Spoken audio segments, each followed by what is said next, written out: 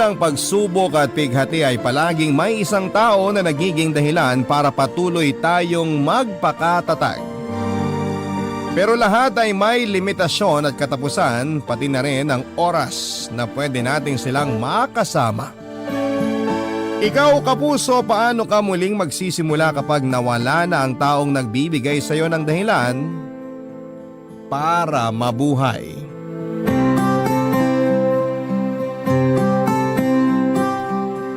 Dear Papa Dudut, may mga relasyon na sa sobrang tagal na ay minsan ay pinalalamig na lamang ng panahon.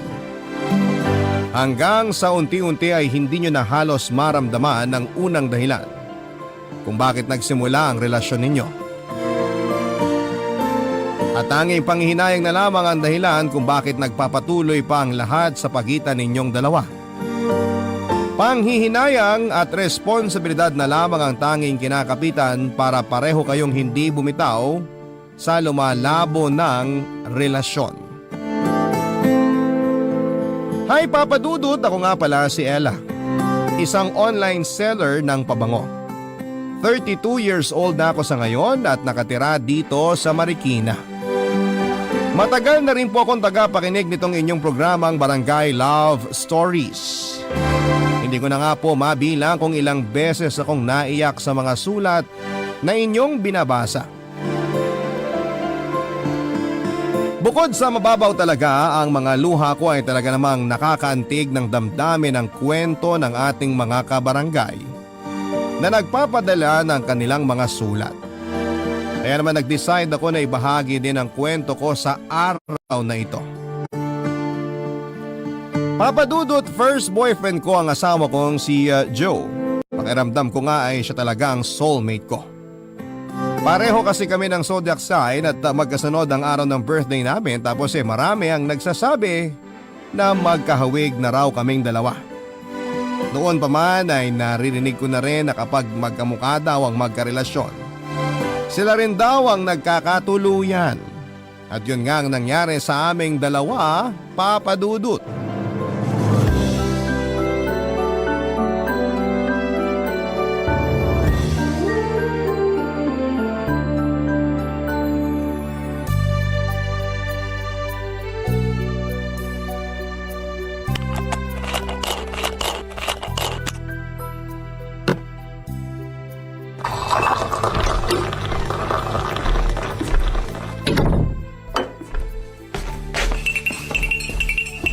Mine, nagmerienda ka na ba? Uy, Mine! Ang aga mo namang nakauwi ngayon. Maaga rin kasi akong kumota, kaya pinayagan ako ng supervisor namin na mag-early out sa trabaho.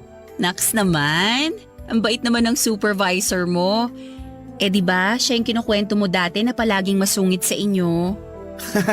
Oo, siya nga yun. Pero mula nang malaman niya na buntis ka, ayun, naging mabait na sa akin. Totoo yata yung sinasabi nila na may dalang swerte yung mga buntis sa mister nila. Kita mo nga halos araw-araw na akong kumukota ng dahil sa'yo. Anong dahil sa akin? Dahil yun sa sipag at tiyaga mo na makipag-usap sa mga tinatawagan nyo para bentahan ng insurance.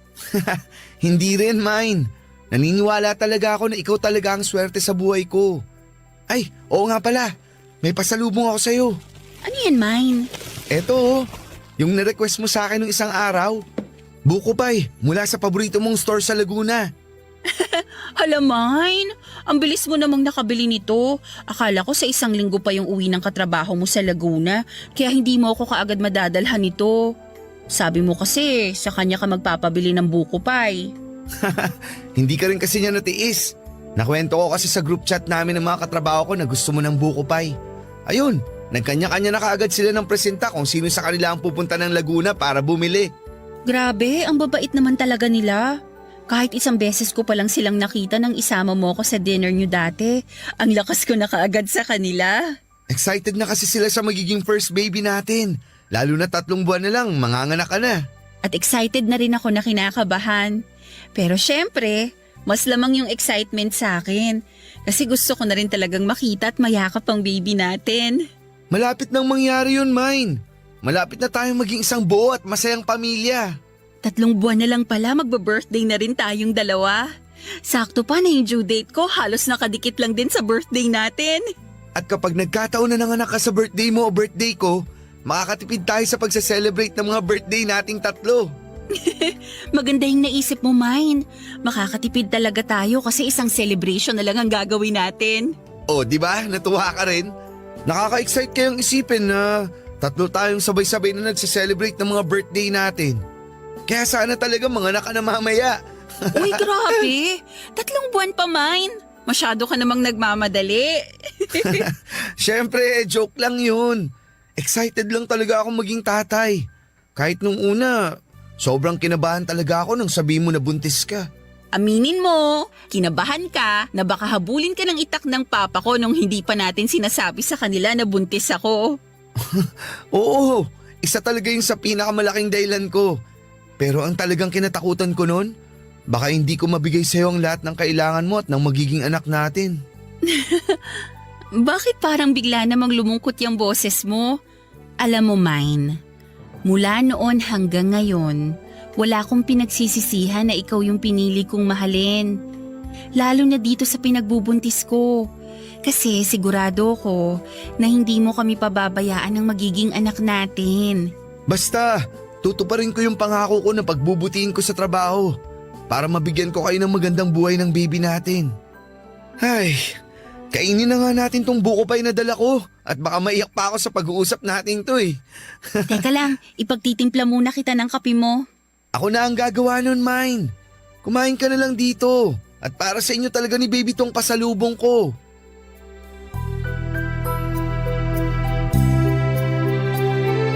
Papa Dudut, nasa 2nd year college ako at 3rd year naman si Joe nang mabuntis niya ako. Pero hindi siya nagdadalawang isip na panagutan ako noon dahil nasa tamang edad na rin kaming dalawa. Nagkasundo mga magulang naming pareho na ipakasal na kami sa isa't isa na hindi namin tinutulan pa. Pareho ring may kaya ang pamilya namin at gusto sana nilang magpatuloy muna sa pag-aaral si Joe pero siya na rin ang nag-decide na huminto na lamang para magtrabaho. Kinuha naman kami ng malilipatang bahay ni na Daddy na mura lamang ang upa at binigyan nila ako ng puhunan para makapagsimula ng online business ko na pabango. Si Joe naman ay nakapasok din kaagad ng trabaho sa isang insurance company.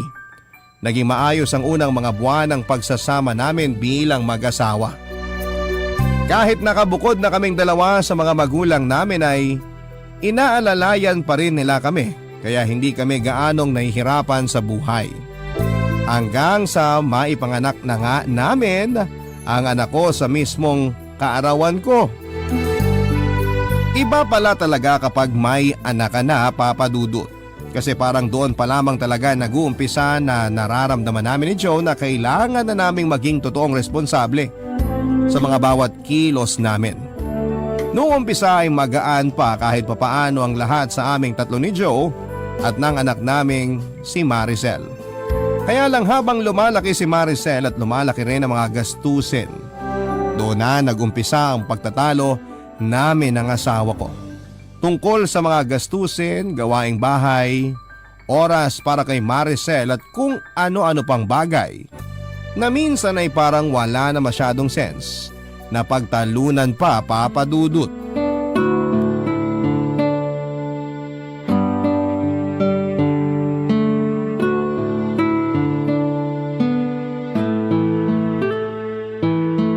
Happy birthday ulit, Maricel!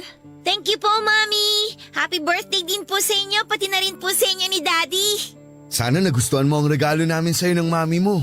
Sobrang nagustuhan ko po kasi favorite cartoon character ko talaga itong nakadrawing sa pajama na binigay niyo sa akin eh. Thank you po dito sa pajama na to, Daddy!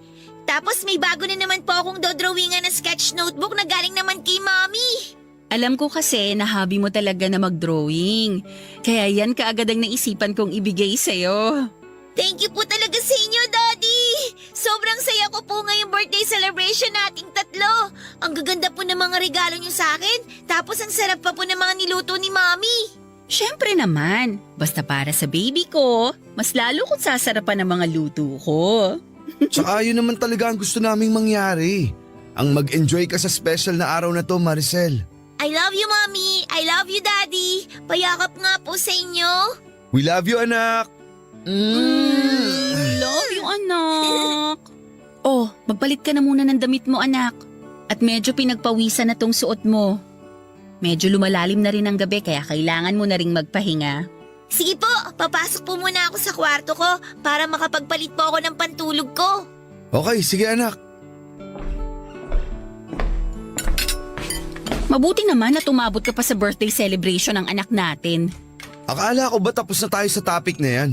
Nagsorry na nga ako kanina, di ba? Hindi ko naman ginusto na medyo gabi ng uwi. Anong medyo gabihin?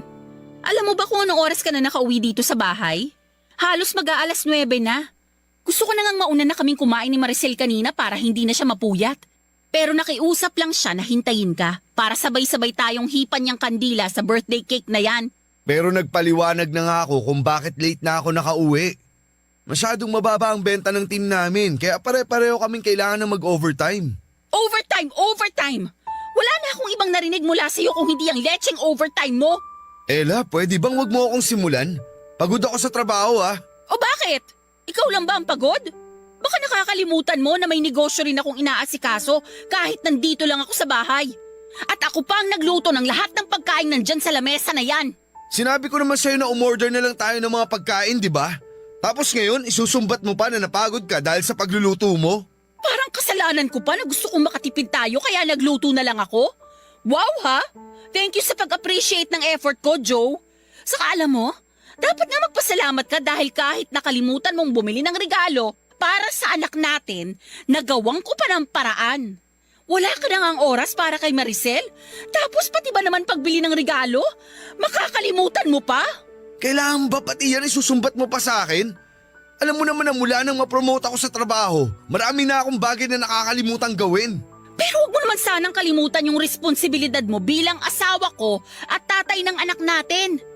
Na-promote ka nga, pero hindi naman masyadong nadagdagan ng sinisweldo mo. Tapos parang halos kulang na lang, doon ka na sa opisina niyo tumira. Sa umpisa lang naman to kasi nag-a-adjust pa ako. Intindi mo naman sana yun. Mahigit kalahating taong ka ng supervisor. Hanggang kailan ba kami mag-a-adjust ni Maricel lang dahil lang sa promotion mo? Mommy, Daddy, nag-aaway po ba kayo? Maricel, kanina ka pa ba dyan? Mommy, bakit po kayo nagsisigawan? Galit po ba kayo na hinintay nating kumain si Daddy? Siyempre hindi. Masaya nga ako na sabay-sabay tayong nakapag-blow ng birthday candle na lagi nating ginagawa. Anak, hindi talaga kami nag-aaway ng mami mo.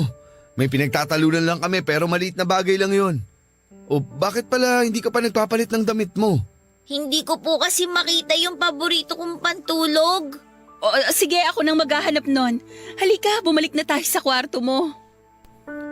Papadudot mula nga nang ma-promote sa trabaho si Joe ay nabawasan talaga ang oras niya para sa amin ni Maricel. Palagi siyang naka-overtime at nakikipag-unahan na makakota sa ibang supervisor sa opisina nila. Gusto niya kasing magpakitang gila sa ibang boss nila at ipakita na deserve niya ang promotion na natatanggap niya. Ayun nga lang, kami naman ni Maricel ang naapektuhan ng dahil doon. Dahil maraming bagay na siyang nakakalimutan na tungkol sa aming dalawa. Hindi na rin namin siya nakakasabay kumain ng hapunan. At hindi na kami nakapamamasyal na magkasamang tatlo. Nang ma-promote din siya sa trabaho ay kumuha siya ng hulugan na bahay na kaagad naming nalipatan. Kaya dumagdag yon sa mga gastusin namin, Papa Dudut. Pareho po kaming nagdoble kayod sa trabaho. Lumalaki na rin kasi talaga ang mga gastusin namin para kay Maricel. Pero ginawa ko ang lahat para maging responsable pa rin na ilaw ng tahanan. Bagay na hindi nasabayan ng asawa ko. Masyado siyang nag-focus sa trabaho niya na madalas ay dinadala niya hanggang sa bahay namin, Papa Dudut. Wala na nga siyang oras para kay Maricel. Tapos, madalas pang mainit ang ulo niya sa amin na mag-ina niya, Papa Dudut. Ang mga kwento ng pag-ibig, kwento ng buhay at kwento ng pag-asa. Nasa Spotify na Barangay Love Stories. Pakinggan kahit kailan, kahit saan. Barangay Love Stories sa Spotify. Kinig na, kabarangay! Sean, ang asawa kong si Joe. Nakita ko kasi na nahihirapan talaga siya sa bagong posisyon niya sa trabaho niya. Kaya lang masyado na talaga siyang nilalamon ng trabaho niya. Kahit 2 taon na siya noon na supervisor, lalo lang lumala ang ugali niya na pagiging workaholic. Kaya naman mas lalo ring lumala ang mga pagtatalo naming mag-asawa. Papadudot hindi nagtagal ay nagdesisyon na kami ni Joe na maghiwalay na lamang. Ang dahilan namin ay hindi na lang tungkol sa pagiging workaholic niya. Mas dumami ang bagay na pinagtatalunan naming dalawa. Simpleng ulam lang sa lamesa ay nagsisigawan na kami. Makalimutan niya lamang na magbayad ng bill ng tubig at kuryente, galit na kaagad ako sa kanya. Hindi ko lang nalabhan ang isusuot niyang pantalon, nasisigawan na niya kaagad ako.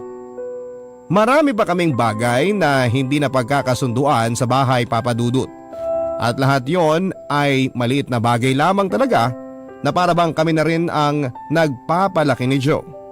Kaya naman humantong na talaga kami sa paghihiwalay, Papa Dudut. Si Joe ang umalis sa bahay namin pero patuloy siya sa pagbibigay ng financial support para kay Maricel. Tinulungan naman ako ng parents ko na ipagpatuloy ang paghuhulog sa bahay na tinitirhan namin ni Maricel.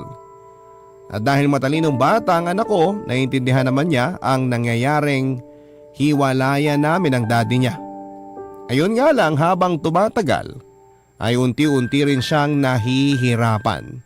Dahil lang kinalakhan niyang masayang pamilya ay bigla na lamang nawasak, Papa Dudut.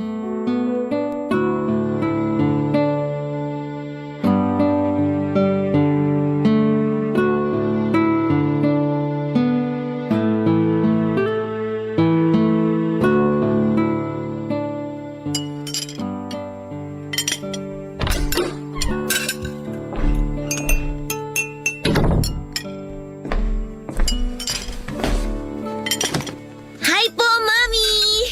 Anak, nakauwi ka na pala. Sakto kasi katatapos ko lang magluto nitong pancake na merienda mo. Wow! Favorite ko po yan! Lahat naman ng niluluto ko, favorite mo eh. Siyempre po, lahat kasi ng niluluto nyo, masarap po talaga, Mami. Sus, binola pa ako ng anak ko. Totoo po yun, Mami. Kaya nga po palagi ako malakas kumain kapag nandito ako sa bahay eh. Kasi wala akong pinalalampas sa mga niluluto nyong pagkain para sa akin. Naku, mukhang may gusto ka lang ipabili sa akin ah. Wala po. Nagsasabi lang po talaga ako ng totoo. Umupo ka na nga dito nang makapagmerienda ka na.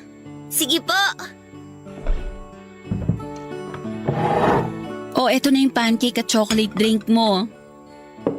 Thank you, Mami. You're welcome, anak. Malapit na nga pala ang birthday mo. Birthday po nating 3 ni Daddy. Oo nga naman, birthday nating 3. Ano bang gusto mong gawin sa birthday natin? Gusto mo ba na i-invite natin ang mga classmate mo para makapag-celebrate ka kasama sila? Hindi na po. Alam niyo naman po na konti lang ang friends ko sa school namin eh. Eh di yung mga friends mo na lang ang invite natin. Busy po sila sa araw na yon. Ah, ganun ba? O sige, ipagluluto na lang kita ng paborito mong carbonara kahit wala tayong bisita. Yay! Sige po, Mami! At saka para mas maging espesyal pa ang birthday mo, ano gusto mong regalo? Sabihin mo lang sa akin at ibibigay ko sa iyo yon. Talaga po? Kahit ano pong hilingin ko, bibigay nyo? Oo naman, basta ba kaya kong bilhin eh. Hindi nyo naman po kailangan gumastos sa regalo na gusto ko. Anong ibig mong sabihin, Maricel? Mami, yung gusto ko po sanang regalo sa birthday ko, yung makapag-celebrate po ulit tayong 3 ni na Daddy ng magkakasama kagaya ng dati. Nung 1 taon po kasi si Daddy ang kasama ko nung birthday niya sa apartment niya. Tapos nung birthday po natin, tayong 2 na lang po yung magkasama dito sa bahay. Maricel, naiintindihan mo naman siguro yung sitwasyon natin ngayon. Pati na rin yung tungkol sa amin ng daddy mo. Opo, naintindihan ko naman po, Mami. Pero baka po mapagbigyan niyo ako na makapag-celebrate ulit tayong tatlo na magkakasama sa birthday natin. Yung sabay-sabay po tayong magbo-blow ng candle ng birthday cake natin. Tapos yayakapin niyo po ako ng mahigpit pagkatapos po nun. Sa totoo lang anak, hindi kasi ako sigurado sa magiging schedule ng daddy mo.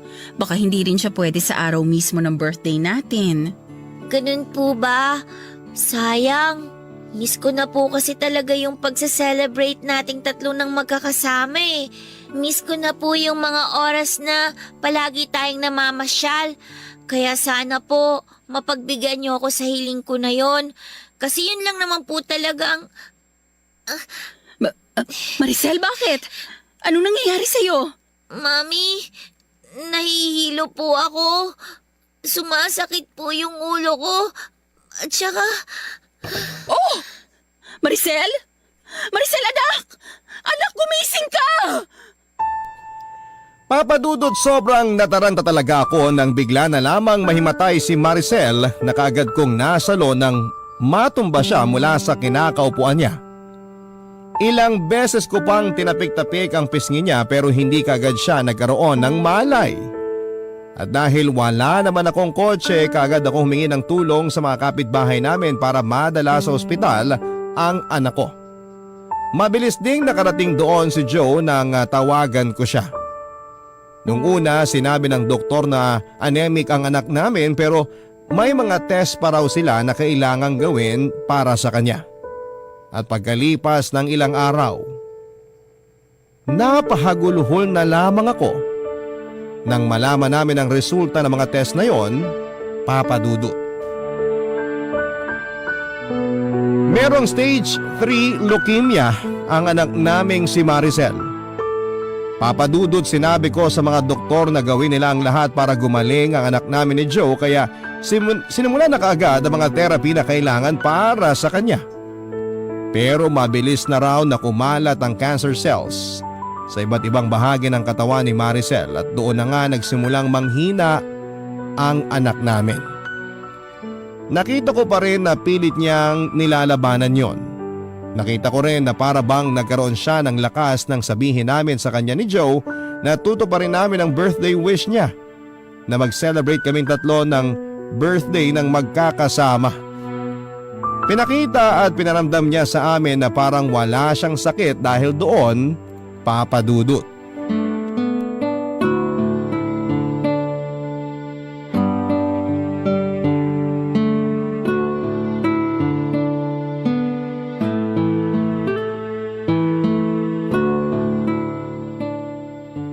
Oh Maricel, ready ka na bang hipa natin ng daddy mo ang candle dito sa birthday cake natin? Opo, Mami. Kanina pa po ako ready at excited na i-blow natin tong candle. Oh, ready na pala ang anak natin. Kaya hipan na natin to. Sige, 1, 2, 3! Happy birthday, Maricel! anak! Yay! Happy birthday din po, Mami, Daddy! Thank you po sa pagtupad ng birthday wish ko. Sobrang saya ko po na magkakasama ulit tayong tatlo ngayon. Siyempre, hindi namin pwedeng hindi to pa rin ang birthday wish ng nag-iisa naming baby. Daddy, hindi na po ako baby. 11 years old na po ako. Ah, big girl na pala tong baby namin. Sige nga, subukan ko nga kung big girl ka na talaga. Ha? Sinong big girl, ha? Ano, big girl ka na talaga? Ha? Alisin na po yung awan niyo sa tagiliran ko. Sabi mo big girl ka na eh. Dapat hindi ka na nakikilit eh. Daddy naman eh.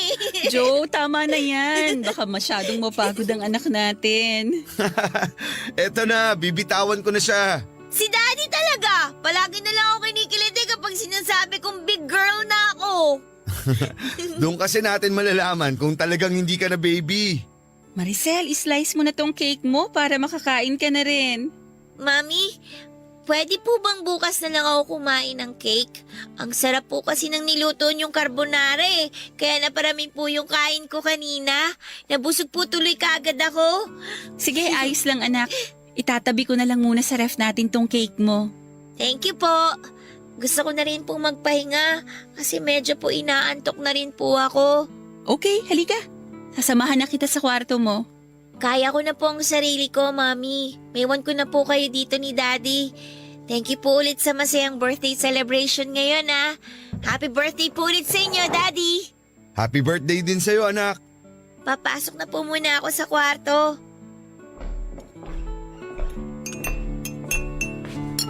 Baka pala hindi ako makasama sa chemotherapy ni Maricel sa Sabado. Bakit naman hindi? Nung isang linggo ko pa sinabi sa'yo yung tungkol dun ah. May meeting kasi ako sa isang malaking prospect namin na client. Hindi ko pwedeng ipagkatiwala ang meeting na yun sa mga agent ko. Kasi nga malaking account yun. Eh paano naman ang anak natin? Sa akin mo na lang ba talaga siya iaasa? Ay nako, bakit ba kailangan ko pang itanong yun? Eh kahit naman nung wala pang sakit si Maricel, ako na lang halos ang nag-aasikaso sa kanya. Para namang sinabi mo na naging walang kwenta akong tatay sa kanya. Kaya ako lang naman hindi mabitawan ng meeting na yun dahil malaking incentive ang makukuha ko doon. At magagamit natin yun sa mga panggastos para sa therapy at gamot ni Maricel. Hindi mo kasi talaga naiintindihan ang point dito, Joe. Hindi lang perang kailangan sa'yo ng anak natin. Presensya mo. Presensya mo bilang tatay niya. Eto na naman tayo, Ella. Ako na naman ang masama at ikaw na naman ang dakilang ina. Kasi hindi mo iniintindi kung anong sinasabi ko sa'yo. Mami? Daddy? Nag-aaway na naman po ba kayo? Maricel, anak, hindi kami nag-aaway ng daddy mo. Tama ang mami mo. Nag-uusap lang kami. Bakit po ba palagi na lang kayong nag-aaway? Dapat po ba hindi ko na lang hiniling na magkasama-sama tayo ngayong birthday natin? Gusto ko lang naman po ng masayang birthday celebration. Gusto ko lang po na makasama kayong dalawa. Sobrang hirap po ba talagang ibigay yun sa akin? Sana po hindi nyo na lang pinilit na magkasama-sama tayo ngayon. Kung mag-aaway lang din po pala kayo ulit. Maricel! Maricel, sandali lang! Anak! Papadudot ilang minuto rin pong nagkulong si Maricel sa kwarto niya at umiyak bago niya kami pinagbuksan ni Joe ng pinto. Pareho naman kaming nagsorry sa kanya ni Joe at alam kasi namin na nasira namin ang dapat sana ay masayang birthday celebration naming tatlo. Nangako kami sa kanya na mamamasyal kami kinabukasan at hindi na muli pang mag-aaway. At dahil talagang mabait na bata si Maricel ay tinanggap naman niya ang sorry namin basta raw tutuparin namin ang pangako naming pamamasyal kinabukasan. Hindi ko na rin talaga maintindihan kung bakit gano'n na lamang kadali para sa amin ni Joe ang mag-away at magsigawan, Papa Dudut. Magsisimula sa simpleng pagkatalo na mauuwi sa walang katapusan na sumbatan. Para bang hindi na kami pwedeng magsama ng matagal sa iisang lugar nang hindi kami nagsisigawan. Kahit may usapan kami ng araw na yon na iwasan namin magtalo, ay nauwi pa rin sa sumbatan ang lahat sa aming dalawa. Mali yata talaga na kami ay magkasamang dalawa. Kabarangay, i-share mo ang iyong barangay love stories. Sabay-sabay nating pakinggan ang iyong kwento ng pag-ibig, buhay at pag-asa. Ipadala lang sa barangaylovestories@yahoo.com. Papadudot na tuloy ang pamamasyal naming tatlo nila Joe at Maricel at ng araw na yon ay tinupad namin ni Joe ang pangako namin na hindi kami mag-aaway. Hindi na lamang kami masyadong nagkikibuan para maiwasan namin na magtalo pa kami. Dahil ultimo sa kung saan kami kakain at mamamasyal ay muntik pa naming pag-awayan. Kung hindi pa nga nagsuggest si Maricel ng mga gusto niyang puntahan ay hindi kami hihinto ni Joe sa nag-uumpisa na naming pagtatalo. Pero sa buong araw na magkasama kami ay nakita ko na nag-enjoy si Maricel at kung gaano siya kasaya. Naramdaman ko na sobrang na-miss niya talaga ang makapamasyal kaming tatlo sa mga paborito niyang lugar at kainan. Papadudot na tuloy ang mga therapy ni Maricel at nakita ko kung paano siya naging matapang na labanan ng sakit na meron siya. Kahit gaano siya nasasaktan sa mga tinuturok sa kanyang gamot ay pinipigilan niya ang sarili niya na maiyak. Palagi rin siyang nakangiti kahit na nanghihina siya pagkatapos ng therapy. At yung pagiging matatag at matapang ng anak ko ay sinasabayan ko ng araw-araw na pagdarasal sa Poong May Kapal na sana ay malampasan namin ang napakalaking pagsubok na yon. Na sana ibigay na lamang sa amin ni Maricel, na sana ipagalingin niya ang anak ko, na sana ay makasama pa namin siya ng mas mahaba pang panahon. Kaya nga lang Papa Dudut, bigo ako. Dahil pagkalipas ng halos 1 taon, sinabi ng doktor na umakyat na sa stage 4 ang cancer ni Maricel at binigyan na rin ng taning ang buhay niya. Hindi ko po yun natanggap at patuloy akong nananalig noon na gagaling ang anak ko, na magkakaroon ng himala at sasabihin ng doktor na wala ng cancer ang anak ko, Papa Dudut.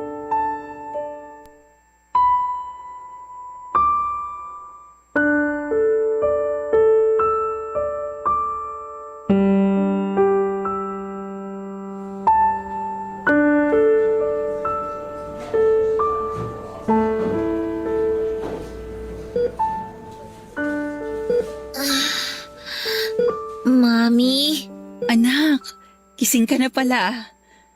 Kumusta na ang pakiramdam mo? bukod po sa medyo masakit yung katawan ko, maayos naman po ako, Mami. Gusto mo bang kumain na? May dala ako dito na paborito mong carbonara. Pwede ka naman daw kumain ito basta konti lang.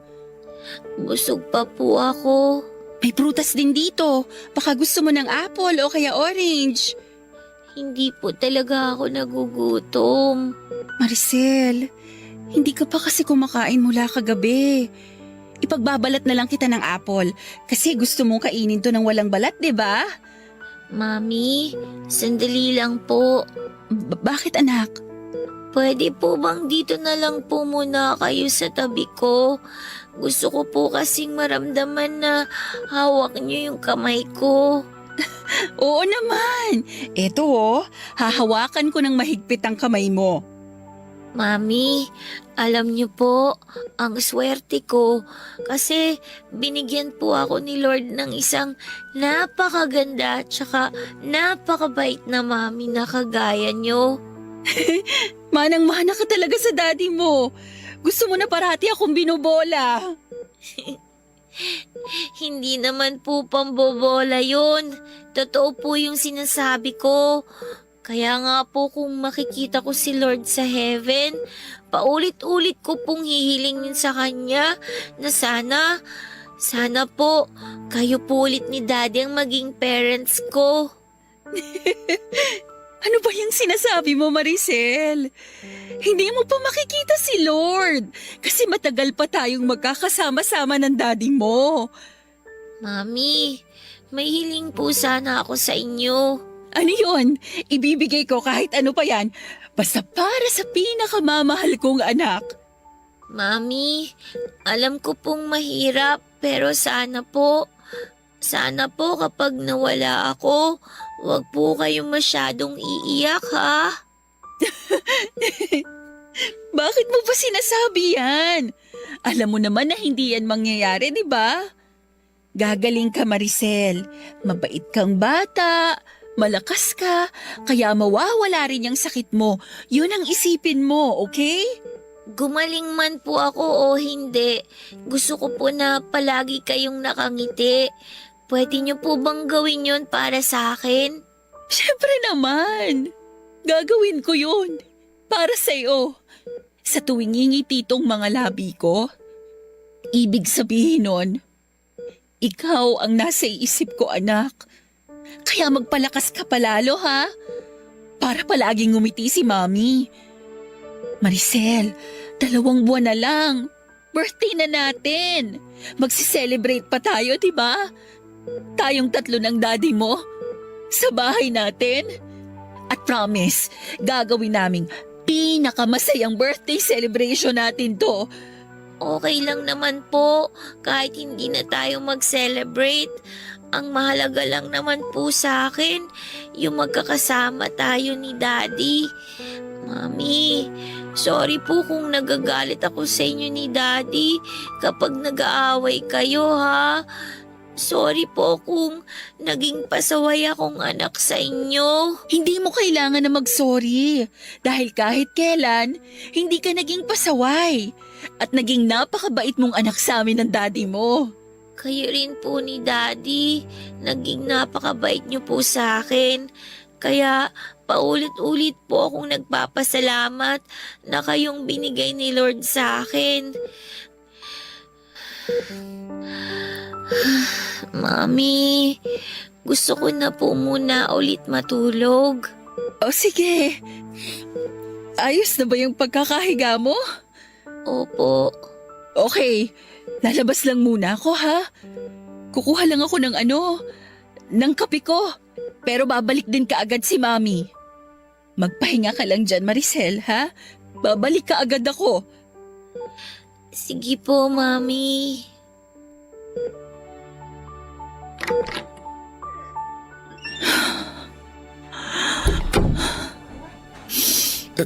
Ella, bakit ka umiiyak? Si Maricel kasi parang nagpapaalam na siya sa akin kanina. Malakas pa ang anak natin. Alam ko na makakasama pa natin siya ng mas matagal. Joe, hindi ko kayang mawala ang anak natin. Hindi ko kayang mawala si Maricel sa akin. Hindi ko kaya. Hindi ko kaya. Magpakatatag ka lang, Ella. Kailangan natin kayanin to, lalo na ngayon. Hindi tayo pwedeng makita ni Maricel na pinanghihinaan ng loob. Kailangan niya tayong dalawa ngayon. Kaya please, alam ko na may hirap pero kailangan nating katagan ng loob natin para kay Maricel. Papa Dudut, pakiramdam ko noon ay pinaparusahan kami ni Joe ng puong may kapal dahil pareho kaming hindi naging mabuting asawa sa isa't isa. Hindi namin natupad ang pangakong binitawan namin sa altar, Papa Dudut. At hindi namin nagampanan ng maayos ang tungkulin namin bilang isang magulang kay Maricel. Kaya bilang kaparusahan ay tinakda niya na kunin ang maagang anak namin. Alam ko na mali ang bagay na tumatakbo noon sa isipan ko pero hindi ko yon mapigilan talaga. Ang naisip ko rin noon, Papa Dudut, ay bakit naman kailangan na si Maricel pa ang makaranas ng ganong sakit? Bakit kailangan na siyang magkaroon ng malubhang karamdaman at bakit hindi na lamang ako? Kasi handa naman akong akuin ang lahat. Huwag lamang masaktan ang anak namin ni Joe. Mas mababawasan siguro ang kirot na nararamdaman ko noon kung sakaling hindi ko nakikitang naghihirap ang anak ko. Kaya nga lang, Papa Dudut, hindi sa akin ibinigay ang sakit na yon. Hindi ako yung tinaningan ng doktor na mawawala na sa mundong ito. Hanggang sa dumating nga ang oras na kinakatakutan ko. Ang pagpanaw ni Maricel isang buwan bago ang aming birthday. Sobrang sakit noon kasi umasa pa ako na muli kaming magkakasama-sama sa araw ng birthday namin. Nangako ko sa kanya ng isang napakasayang birthday celebration. Magluluto ako ng paborito niyang pagkain, bibigyan ko siya ng maraming regalo at hihipa namin ng sabay ang kandila sa paborito niyang birthday cake. Isang pangako yon na tinupad ko pa rin kahit ako na lamang mag-isa sa bahay, Papa Dudut.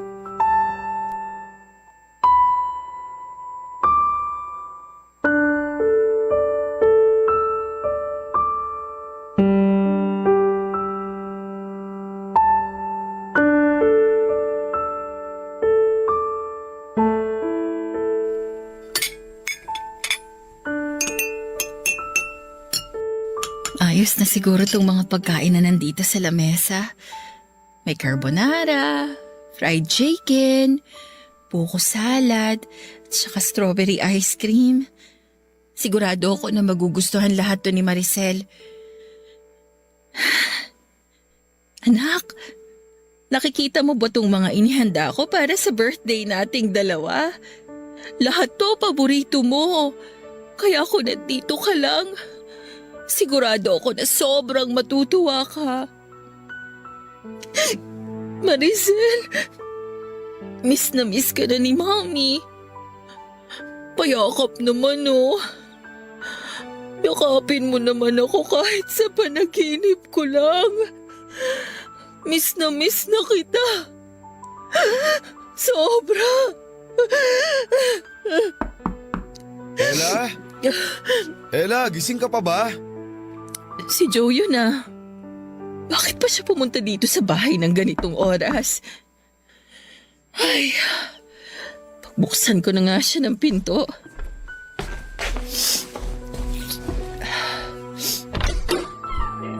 Happy birthday! Anong ginagawa mo dito? Pinuntahan kita kasi birthday mo ngayon at birthday ko kahapon. Joe, hindi mo na kailangan gawin to. Hindi mo man lang ba ako papapasukin? Sayang naman tong cake na dala ko kung paalisin mo lang ako. Isa pa, hindi rin ako nakapag-celebrate ng birthday ko kahapon. Pwede bang sabay na tayong mag-celebrate ngayon? Gabi na. Siguro mas mabuti pa Please, kung... Ella. Gusto ko lang mag-celebrate ng birthday kasama ka. Kagaya ng ginagawa natin nung nandito pa si Maricel. Kahit ngayon lang. Pagbigyan mo sana ako. Sige, halika. Pumasok ka na. Salamat.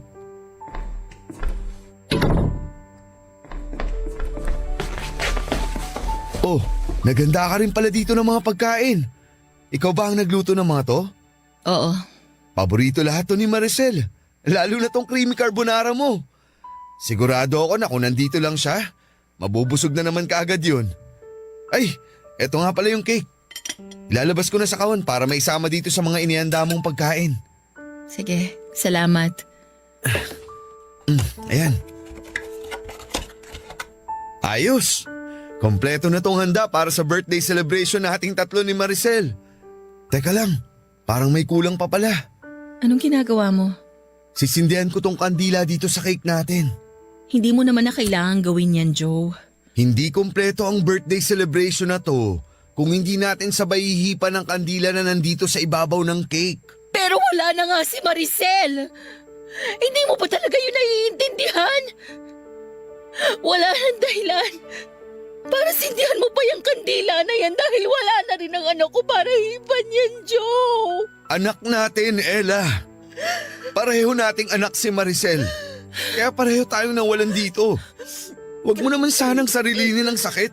Ako naman kasi talaga yung may kasalanan. Dapat nung una pa lang, napansin ko na kaagad yung pagiging matamlay at sakitin niya. Naakala ko normal lang para sa edad niya. Dapat nakita ko kaagad yung mga pasa sa katawan niya. Dapat hindi ko siya pinabayaan. At kung ginawa ko lang yung tungkulin ko bilang nanay niya, siguro hindi siya nawala sa atin. Kaya kasalanan ko to, Joe. Kasalanan ko kung bakit nawala ang anak natin. May kasalanan din ako. Kasi nawalan ako ng oras para sa inyong dalawa. Alam ko naman, Ella, na ako talaga ang punot dulo kung bakit tayo naghiwalay. Dahil hinayaan ko na sirain ng trabaho ko ang pamilya natin. Nagpalhamon ako sa karir at pera ko. Pero kahit ano palang pagsusumikap ang gawin ko sa trabaho, hindi rin nun maibibigay ang totoong kaligayahan ko. Kasi hindi na iligtas ng perang pinagpaguran ko ang buhay ng anak natin. Joe! Hindi ko lang pinapakita pero palagi kong sinisisi ang sarili ko. Tama ka naman eh. Napakagago ko kasi wala nang ibang naging importante sa akin kung hindi ang trabaho ko. Ella, sorry. Sorry kung hindi ko talaga nagampanan yung papel ko sa pamilya na to.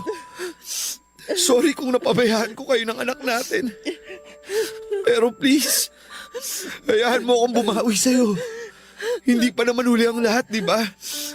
Hindi pa huli para muli nating maayos ang lahat sa ating dalawa. At alam ko na ito rin ang gusto ni Maricel na mangyari. Ang magkaayos tayo at ang pamilya na to. Hindi ko alam. Ewan ko. Masyado pang magulo para sa akin ang lahat. Sa totoo lang, Hindi ko kasi alam kung paano mag-uumpisa ulit. Hindi ko alam kung paano ko tatanggapin na wala na si Ella sa buhay ko. Joe, alam mo naman na sa kanya umiikot ang mundo ko. At ngayon na wala na siya, hindi ko alam kung paano magsisimula. Hindi ko alam kung paano bibigyan ng dahilan ng sarili ko para magpatuloy sa buhay na to. Basta ang alam ko lang, sobrang sakit. Sobrang sakit dito. Ang sakit-sakit kasi kahit kailan, hindi ko na makikita at mayayakap pa ang anak natin. Papa Dudut, hindi ko talaga alam kung paano muling magsisimula nang hindi nakasama si Maricel. Sa lumipas na halos 12 taon, sa kanya ko na pinaikot ang mundo ko. Mula sa pagising sa umaga hanggang sa pagtulog sa gabi, kaya hirap na hirap ako na patakbuhin ang oras ko nang wala na siya sa bahay o sa bahay ko. Halos hindi ko na rin natutukan pa ang online business ko at madalas din na nasa bahay ang mga magulang ko, pero tinataboy ko lang sila at sinasabi ko na kaya ko ang sarili ko. Sila ang tumutulong sa akin noon para sa mga bayarin ko na napabayaan ko na. Pinayuhan din nila ako na mas mabuti raw kung ibenta ko na lamang ang bahay na tinitirhan ko para mabilis ako makapag-move on, bagay na hindi ko sinang-ayunan. Dahil nasa bahay na yon ang ilan sa mga pinakamagagandang ala-ala namin na magkasama ni Maricel. Gabi-gabi at araw-araw po akong umiiyak sa iba't ibang sulok ng bahay, Papa Dudut.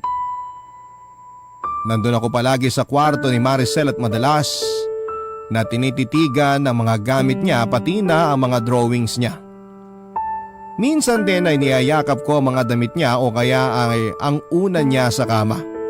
At kapag naaamoy ko siya o kaya ay umiihip ang malamig na hangin, nararamdaman ko na parang nandun lamang siya at nakayakap sa akin.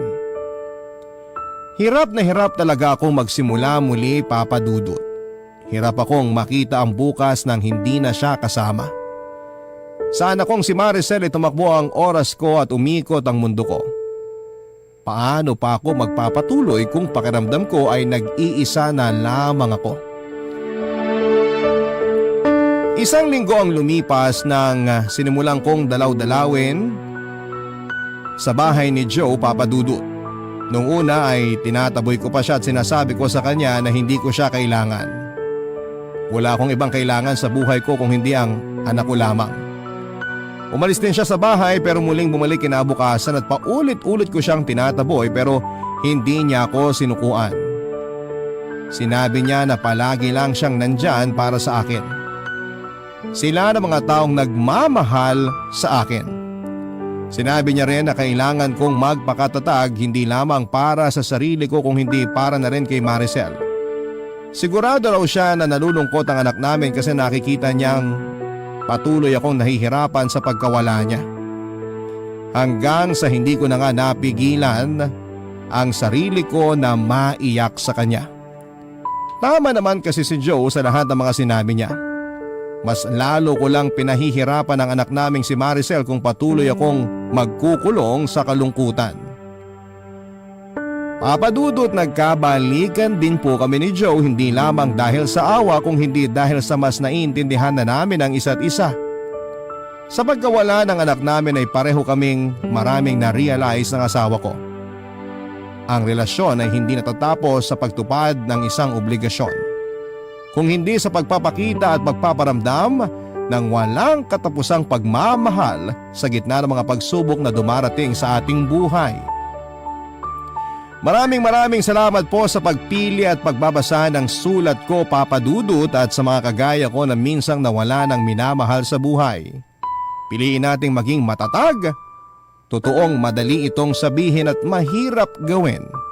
Pero palagi na lang nating isipin na para makausad tayo mula sa kalungkutan ay kailangan natin ng isang may mga tao pa rin na natitira para magbigay sa atin ng lakas at magparamdam ng kanilang pagmamahal.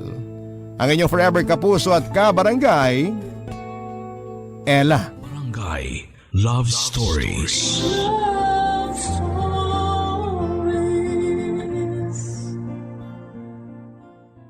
Barangay LS 97.1. 97.1. Number 1. Forever.